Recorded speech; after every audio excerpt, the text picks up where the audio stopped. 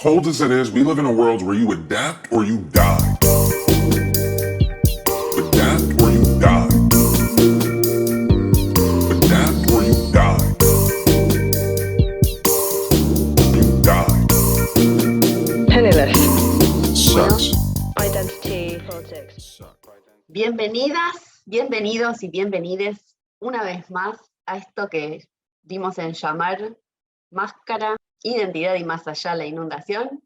Estos encuentros en los que un poco pensamos qué pasa a partir de la pandemia y qué pasa con nuestra persona y con nuestra identidad y con las distintas cosas que nos propuso la pandemia y cómo podemos, a través de ejemplos del arte, tener estrategias y formas de enfrentar distintas cosas que nos permitan pensar cada quien en dónde está parado, y qué ve de las otras personas también. Si recuerdan, en Máscara vimos qué pasaba con la mascarilla y las distintas formas en las que nos enfrentamos al mundo y cómo el mundo nos hace despertar y mostrar diferentes facetas. En el segundo encuentro estuvimos viendo un poco qué pasa con nuestra identidad y qué hay además de esas distintas facetas que podemos mostrar. Y ahora lo que vamos a ver en el día de hoy tiene que ver con qué pasa con el futuro. Hay que estar en el presente, hay que habitar el presente, y para eso entender la identidad es muy valioso, pero también es importante tener cierta idea de proyección, saber un poco qué posibilidades, qué chances tenemos de incorporar el futuro. El futuro entendido de distintas maneras. Vamos a zambullirnos de una. Hay muchísimas maneras de pensar el futuro. Arranco por estas, que si bien quizás no son necesariamente oscuras o feas, están situadas en la Argentina, tienen un punto de vista que al ser crítico o pesimista, se separan un poco de lo que a mí me interesaría que incorporemos hoy. Por un lado está el ejemplo de la Argentina de Tato, que se hizo con el archivo del trabajo de Tato Bores, de sus 30 años de trabajo, que hicieron de hecho sus hijos, contando una Argentina del futuro muy interesante, pensando que la Argentina siempre va a ser igual. Y que, como pueden ver en la tele del medio, eso significa que la Argentina fue comida por el océano, y entonces son todas especulaciones a partir de este material que quedó, especulan con las posibilidades de cómo habrá sido esa Argentina a partir de estos documentos.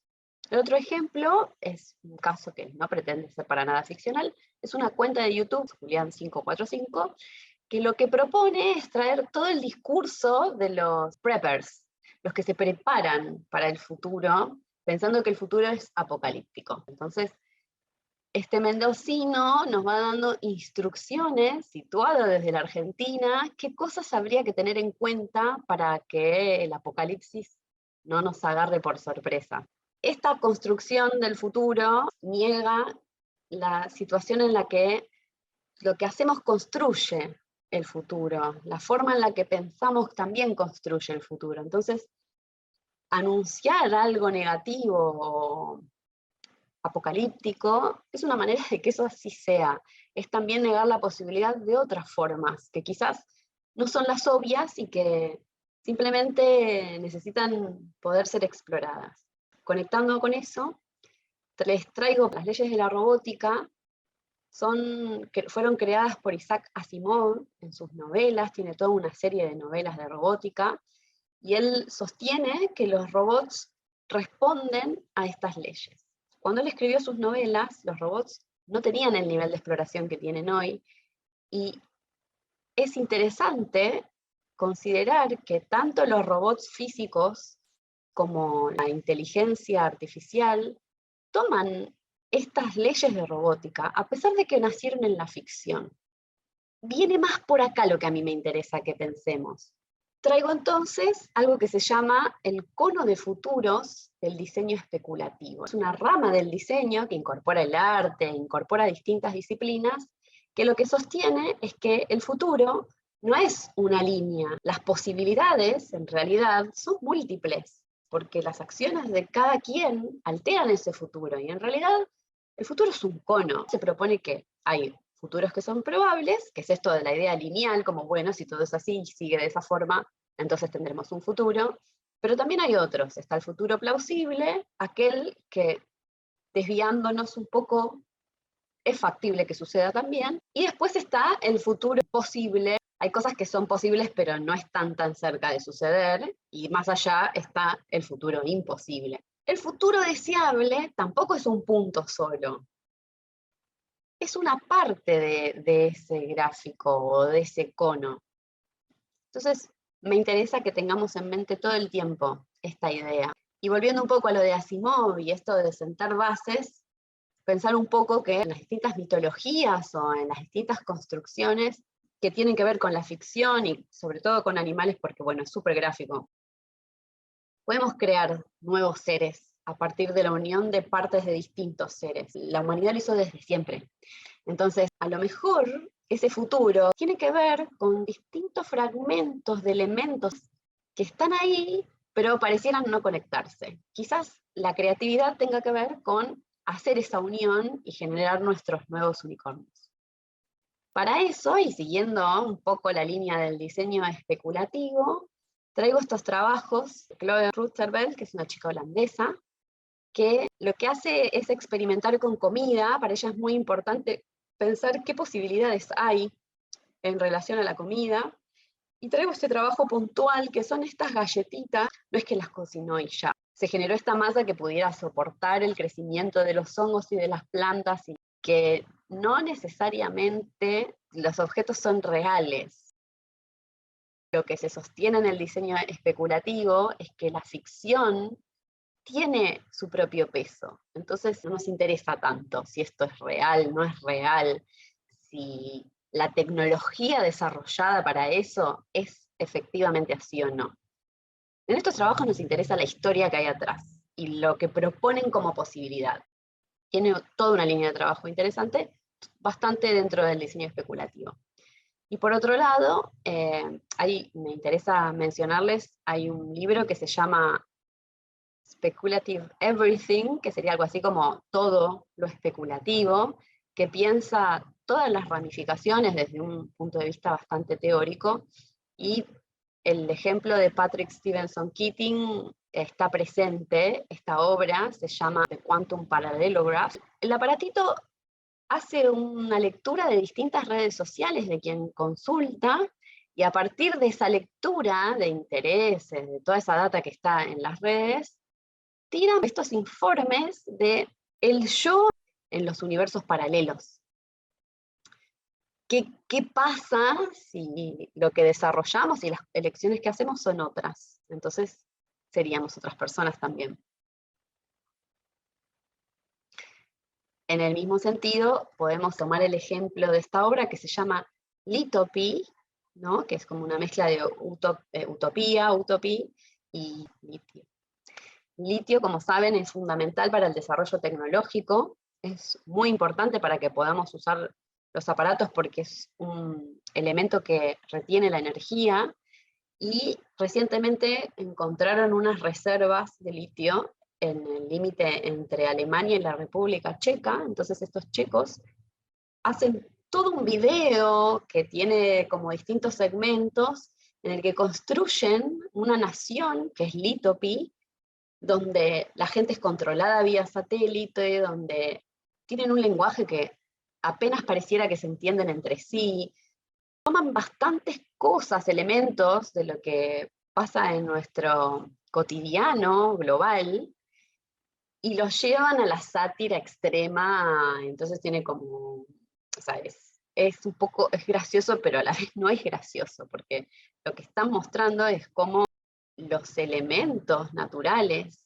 que damos por sentado, en realidad no están así, no es algo que vayan a durar para siempre. También, esta obra es considerable dentro del espectro del diseño especulativo, sin duda. Y un poco en otro sentido, pero a la vez no, tenemos el trabajo de Andrea Zittel, que lo que hizo a lo largo de toda su trayectoria fue pensarse en su entorno, pensar cómo se vive, pensar qué de la forma en la que vivimos es imprescindible y cuál no. Y para eso fue viviendo ella misma en distintos lugares y modularizando y llevando a la mínima expresión su vida y la cantidad de objetos. Entonces, eso que vemos arriba es un iglú, lo que, el interior y el exterior. Creo que ahí vivió un año. Esas eran sus pertenencias. Entonces experimentó y fue generando documentación y distintas pruebas en relación a eso. Lo que vemos acá al lado mío, de este lado, unos módulos que con eso ha vivido en galerías. Realmente ese trabajo fue rotando mucho y tiene distintas modularidades en las que se van abriendo encajes y cosas, y entonces ella puede armar y rearmar los muebles y hacer todo lo más pequeño posible. Y de ella también tenemos más allá este otro ejemplo, que son esas casas también bien modulares. En un momento compró un pedazo de desierto en el que tiene su casa y empezó a armar estos módulos en los que invita a artistas. Al principio eran sus amistades y después como que empezó a abrirlo un poco más. Y también la idea es que en un lugar que supuestamente es completamente inhóspito, se pueda tener lo necesario o pensar qué es lo necesario para poder vivir. Cómo vamos a vivir es un tema del futuro, y la situación planetaria también es un tema del futuro. Entonces, en ese sentido, traigo todas estas que están a mi alrededor, son llamadas ciudades sustentables. Están definidas de un montón de formas porque algunas tienen más en cuenta la capacidad de autosuficiencia de esas ciudades o no, vinculada al alimento, a todo el tipo, a la energía. Pero me interesaba en este plano de abrir un poco, mezclar. Y acá hay ciudades que son proyectos, pero también hay construcciones reales. Hay una ciudad en Japón, que es esa que está ahí arriba, más circular. Más arriba hay una ciudad en Singapur, y también una ciudad en China. En Occidente tenemos un poco más de restricción para pensar el futuro por alguna razón. Hay algo vinculado con el respeto por la vejez, en un punto que sí tiene Oriente, que les permite tener otro vínculo con el futuro. En ese sentido, y pensando en el planeta y en cosas del futuro, traigo entonces ciertas exploraciones que hay con materiales, porque no hay que dar por sentado ni siquiera los materiales de los objetos que nos rodean, ¿verdad? Tenemos por acá esa fibra que desarrolló el MIT, que es una fibra que es inteligente, entonces registra cuando el pecho necesita como más o menor compresión. Entonces hay algunas situaciones de salud en las cuales eso puede llegar a ser como de muchísima ayuda, vinculada a la respiración y al trabajo del corazón. Pero también hay otro tipo de exploraciones que tienen que ver con lo sustentable. Entonces tenemos ahí arriba cueros y plásticos. Tienen otra durabilidad, pero entran en la economía circular, vuelven a ser parte del planeta. Acá arriba, y acá al lado mío, hay exploraciones con micelio. El micelio es todo lo que crece por debajo y lo que normalmente no vemos, lo que llamamos hongos en general, es la fructificación. El hongo tiene en el sustrato del que se alimenta, empieza como a crecer y empieza como a... Eso blanquito que vemos cuando se empieza a pudrir alguna cosa en la heladera o afuera, bueno, eso es micelio. Se deja crecer y se alimenta con algún sustrato y después se pone al sol, queda así hasta que en un momento se degrada, ¿no? También estamos pensando en otra temporalidad vinculada a los materiales, entre comillas, porque las cosas que usamos tampoco están pensadas para durar mucho en su uso cotidiano, pero igual duran mucho para que el planeta pueda degradarlas, ¿no? Como si fuera una forma de corregir un poco eso. Hay construcciones, traje estas que son como más tipo ladrillo, se usa para todo, realmente están experimentando en todo tipo de cosas. Es muy noble lo que se puede producir con el micelio. En este sentido, y aprovechando, traigo estos trabajos de artistas argentines. Ana Laura Cantera desarrolla toda esta gama de experimentaciones con biomateriales, y lo que me interesa para dar paso a lo que sigue es pensar en la idea de co-creación. Para empezar a corrernos un poco del antropoceno, se toman las capas geológicas, y entonces si tomamos la última, se la llama antropoceno porque ya los restos de plástico están incorporados en la capa geológica, y entonces empezó a haber toda una discusión en la filosofía contemporánea que propone, bueno, si es capitaloceno o distintas formas de llamarlo, el antropoceno. Entonces, parte de salir de esa forma de pensar y acercarnos a lo que Donna Haraway propone como chuluceno, que tiene que ver también un poco con toda esta idea de ir a las cosas nuevas, de pensar de otra forma, cambiar las lógicas, tiene que ver con salir un poco del centro. La humanidad en realidad no es más que una especie más, a pesar de que hayamos armado este mundo como es. De hecho, hay alguna chance de que seamos una especie suicida y que eventualmente el planeta nos sobreviva, si tiene suerte, y entonces continúe su curso la vida más allá de nuestra existencia. En ese sentido, se empiezan como a hacer experimentos con otras especies, y entonces se propone la idea de la co-creación. Entonces se piensa que con el hongo, que es un ser vivo, se está co-creando la obra.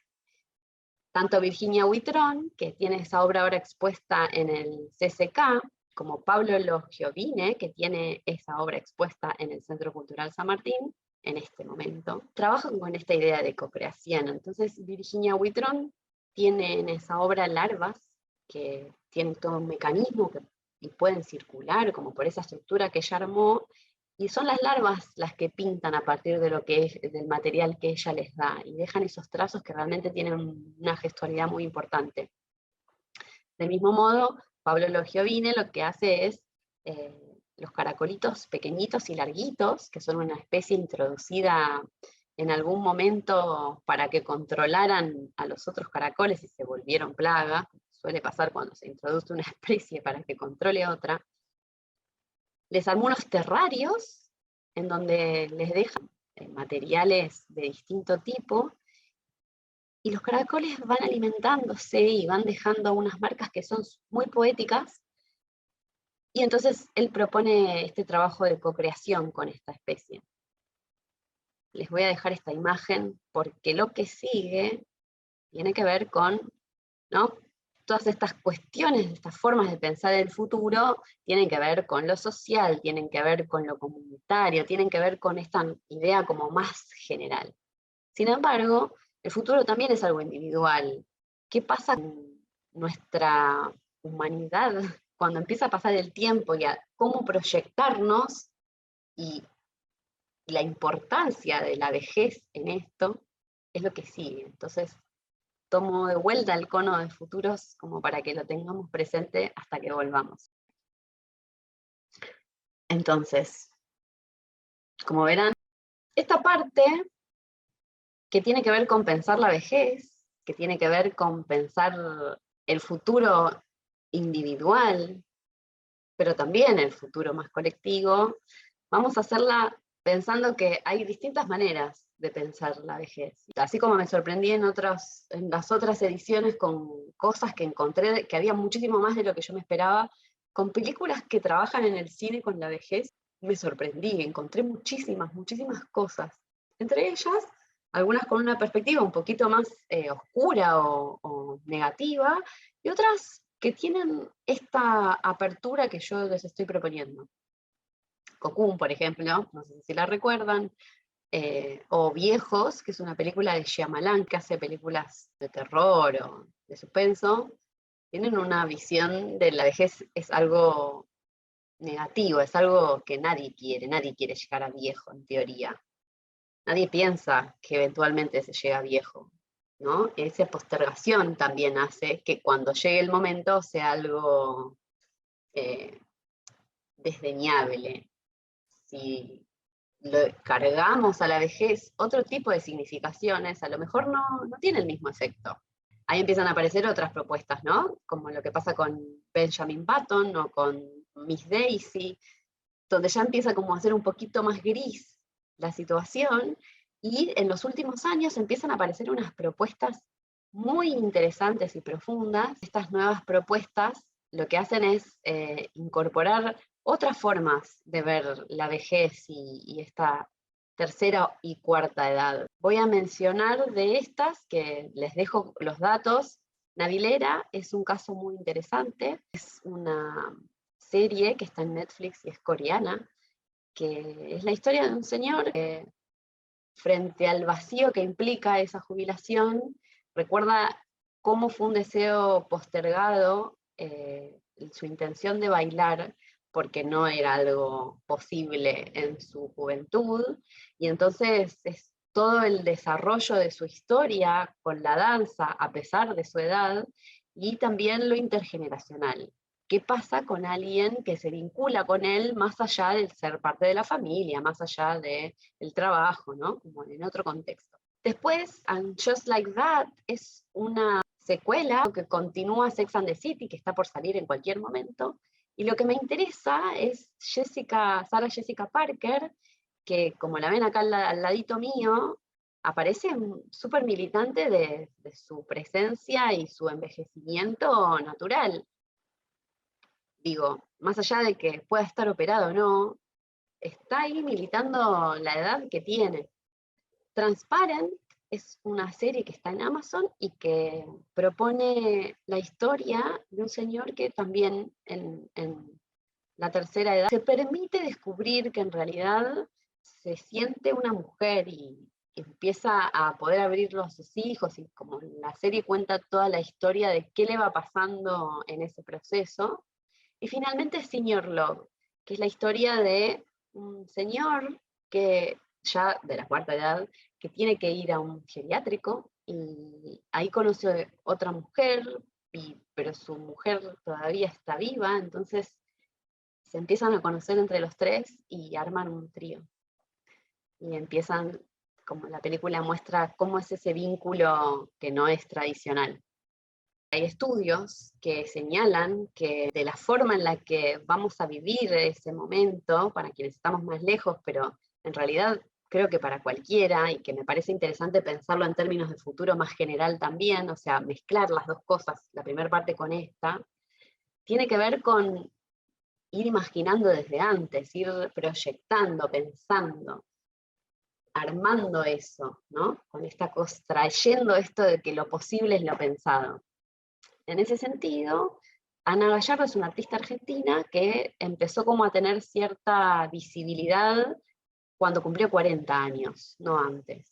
Entonces, lo que le empezó a pasar fue que se empezó a sentir vieja, porque en el sistema del arte contemporáneo eran todos más jóvenes, y frente a esa sensación empezó a producir trabajos. Entonces hizo toda esta investigación que eventualmente dio en llamar Escuela para Envejecer, en la cual empezó a contactar a distintas personas que estuvieran transitando la vejez, y que de alguna manera esa forma de transitar la vejez fuera algo rescatable o interesante. Se entrevista con estas personas, hace registro de esas entrevistas, hace cierto registro de lo que estas personas hacen, y después habita un poco las propuestas. Entonces la vemos bailando, como otras posibilidades vitales. Ziv Schneider armó una cuenta de Instagram, este proyecto que se llama My Friend Silvia, preguntándose por qué la imagen de las personas mayores está como censurada, como si sos viejo entonces ya no podés aparecer en ningún lado, tu imagen es algo para ocultar. Cruzó esta idea con la idea de, para quienes no saben, en los últimos años hay algunos influencers que están en redes sociales que son robots, que no son personas reales, que son imágenes generadas por computadora, que no envejecen, su imagen permanece en el tiempo, a pesar de que pasen los años. La más conocida es Lil' Kim, pero hay un montón. Entonces, contraponiéndose a esto, My Friend Silvia, en un lapso de, creo que fueron 8 o 9 meses, envejeció de los 40 a los 75 años. Y generadas por computadora fueron armándose estas imágenes en las cuales se muestra a Silvia envejeciendo. Por otro lado, otra manera de pensar la vejez, además de la propia vejez, como pasó en los ejemplos de las otras ediciones, a veces tomar documentación y cosas del pasado para reescribir el presente pensando en un futuro, es otra manera de alterar la narrativa. Entonces María Gimeno es historiadora del arte y hace estas performances en las que agarra el libro de Gombrich, se supone que es como de las historias del arte más tradicionales, es la que tiene la perspectiva más materialista, más de izquierda o como más progresista. Sin embargo, casi todos, si no todos, los artistas que toma como ejemplos son varones. Entonces, lo que hace María Gimeno en estas performances es agarrar con un cuchillo de cocina como el que tiene ahí en su mano, y cortar, abrir el libro e introducir páginas donde hay distintos ejemplos de artistas mujeres que de verdad son históricas y agregarlas en la narrativa. Viene al caso porque no me parece que sea casual, ella nombra su obra Queridas Viejas, y es como una manera también de reubicar, ¿no? O sea, ¿qué hubiera pasado si esas mujeres hubieran tenido ese reconocimiento que sí tuvieran los varones? Y a pesar de que había dicho que no iba a repetir ejemplos, traigo otra vez a Gabriel Galimberti, alterando mis propias reglas, porque si se acuerdan, en la edición pasada, él es el que había hecho las fotos de los chicos de distintas partes del mundo con sus juguetes. La que vemos ahí arriba, en el medio, es su abuela. Entonces, a partir de ese encuentro con ella y de pensar una abuela haciendo la receta que mejor sabe hacer y con la que agasaja a sus parientes, fue recorriendo distintas partes del mundo, haciendo esta operación en la que presenta este retrato de esta abuela con los ingredientes y el plato terminado que construye después. ¿Por qué? Porque no quería olvidarme de lo intergeneracional. Pensar la vejez como la pensamos y como se vive y se habita ahora, es por lo menos solitaria, o es como que uno queda apartado, ¿no? Es como un momento en el que lentamente va degradándose hasta que finalmente se muere. Y sin embargo, eso tiene que ver con valorar tanto la juventud, que es como asumir que es el momento en el que uno es realmente quien es, y después entonces empieza a degradar de esa forma de ser. Y quizás lo interesante es pensar que en los distintos momentos de la vida vamos siendo distintas personas. Entonces, si empezamos a pensar un poco más así, la vejez es simplemente algo distinto, que tiene otras modalidades y otras formas y otras posibilidades. No necesariamente tiene que ser algo negativo. Parte de eso tiene que ver con que quizás, si estuviera más integrada la persona mayor a la sociedad de distintas formas, hay un montón de ejemplos en distintas partes del mundo donde por ahí se experimenta, por ejemplo, hacer jardines de infantes con geriátricos combinados. Entonces, ¿qué pasa si las tareas de cuidado también están vinculadas a la vejez, por ejemplo? ¿Qué pasa si en realidad no es que, bueno, perdiste tu utilidad para el sistema, entonces, listo, espera tu muerte, sino que de repente lo que tenés para aportar es mucho más que alguien que está en otro momento vital? En ese sentido, traigo también a las Jeju Aenio, que son las buceadoras de la isla de Jeju, esta pintura que hace Eva Armisen, que es una española, donde las retrata. Es una cultura que tienen las mujeres en la isla de Jeju. Se meten hasta 10 metros bajo el agua buscando así pulpos o distintas especies marinas, solamente con el snorkel, y se sumergen un minuto y vuelven, y ahí van pescando en ese buceo, y al salir aparentemente hacen un sonido muy especial. Hay toda una página en la UNESCO que describe su actividad, porque mucho de la cultura de la isla está preservado en ese gesto, y ahí tienen jerarquías, y las más nuevas y las más viejas, pero hay hasta mujeres de 85 años haciendo ese ejercicio de buceo. O por ejemplo, Wang Yufu, que es también llamado el abuelo arcoíris, es un señor que vivió en un pueblo que, si no me equivoco, está ubicado en Taiwán, que después de la Segunda Guerra Mundial fue poblado y pensado transitoriamente para soldados.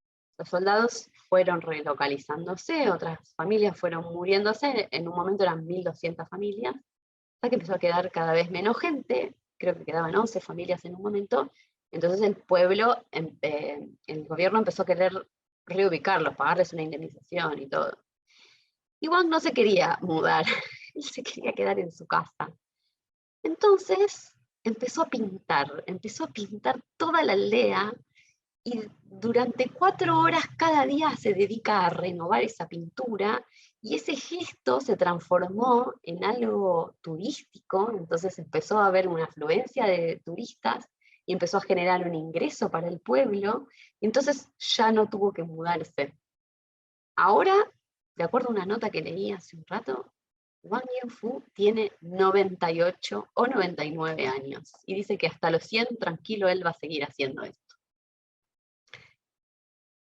Cerrando, traigo este ejemplo gracias a Espacio Península otra vez, que nos prestaron la máscara de Lola en el primer encuentro. Ahora traemos otro trabajo de otra artista que se llama Agustina Reicate, que me parece que para cerrar esta serie de encuentros es súper atinado. Agustina Reicate se encontró en si quieren leer acá el texto que nos acompaña, se encontró en el medio de la cuarentena encerrada, y se encontró que al lado suyo vivía una señora de 86 años hipacúsica, que empezó mandándole notas medio como por necesidad para que la ayude con cosas, y fue viendo cómo a lo largo de los días y del transcurso del tiempo empezó a generarse un vínculo entre ellas, una amistad. Entonces la letra de las notas fue moviéndose y fue cambiando, y entonces empezaron como a generar otro tipo de vínculo gracias a la situación de la pandemia. Ella con esto va a armar un libro álbum, y bueno, me parece muy hermoso ver estos vínculos en los que de alguna manera se rompe con lo que la caja nos propone que hagamos, ¿no? Lo que les propongo es que si quieren hagan las 3, pero que elijan alguna, si no, y que con tranquilidad y con tiempo hagan alguna de estos juegos, de estas actividades. La número 1 sería armar una lista de 5 primeras palabras que les vengan a la mente y que se vinculen con la vejez, sin pensar, así rápido, nos interesa lo primero. Y después escribir 5 veces los viejos son, y en lugar de la palabra que tiene la lista, me interesa que la reemplacen por otra palabra así pensada, y que tenga más que ver con lo que querrían que les pase que con lo que nos viene a la mente así de primera mano. Pensando en el deseo. La segunda actividad que les propongo tiene que ver con elegir una edad que pensamos, ya estoy re vieja, o re viejo, muy, muy viejo. Y que sería interesante, ¿no? Yo, si me dicen que voy a llegar a los 120, no sé si me interesaría tanto, ¿no? Entonces, la idea es escribirle una carta a ese yo del futuro, desde quien soy hoy, como si fuera alguien más, pensando que, nada, ¿qué cosas nos diríamos, ¿no? ¿Qué podríamos escribir?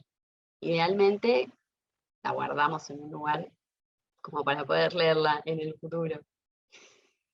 Y la tercera actividad es, les propongo que se imaginen cómo les gustaría que fuera el mundo en un futuro no muy lejano, cómo se imaginan en ese futuro, qué les gustaría hacer, y si ahí todos los detalles, qué vestimenta, qué contextura física, qué actividades, qué entorno, cómo son las sociedades, o sea, todo lo que les aparezca en plan de activar el deseo.